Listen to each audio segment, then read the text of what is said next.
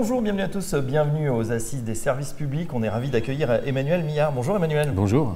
Vous êtes président de l'International CFO Alliance et ancien président de la DFCG. Avec vous, on parle des 30 ans déjà du groupe service public. Alors parlez-nous un petit peu de ce groupe service public de la DFCG. Alors c'est un groupe effectivement qui a 30 ans, qui est bien installé au sein de la DFCG, qui est important, qui est un des piliers de la DFCG en réalité.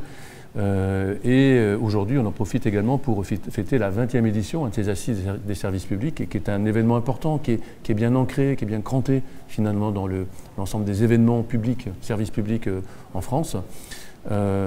C'est une belle aventure parce que c'est un groupe dynamique qui a participé à un certain nombre de productions, de livres blancs sur le contrôle interne, sur l'audit, sur la réforme budgétaire, sur la réforme de l'État.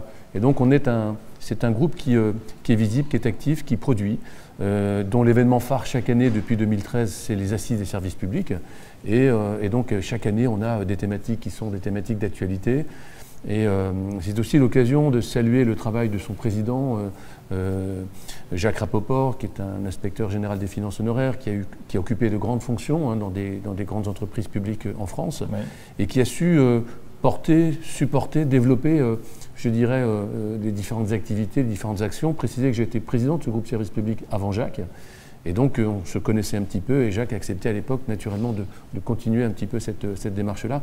Donc, aujourd'hui, en plus, on est à Bercy, à un moment où c'est un peu dans un contexte un petit peu particulier, budgétaire particulier. Donc, pour nous, c'est important, et c'est un signal aussi, un petit marqueur pour ces 30 ans du groupe service public. Alors, 30 ans déjà, effectivement, vous l'avez dit. Quelles sont justement les perspectives, Emmanuel Millard, sur ce groupe, sur quoi il va avancer, il va progresser ces prochaines années? Les perspectives, elles sont assez claires aujourd'hui. C'est un petit peu comme dans le secteur privé. On va travailler sur les outils, sur l'IA, l'intelligence artificielle, sur la modernisation, je dirais, des processus, des procédures. Travailler aussi sur, très certainement, la réforme budgétaire. Ce groupe service public est un groupe qui compte à peu près 300 personnes qui viennent de tous horizons dans le service public.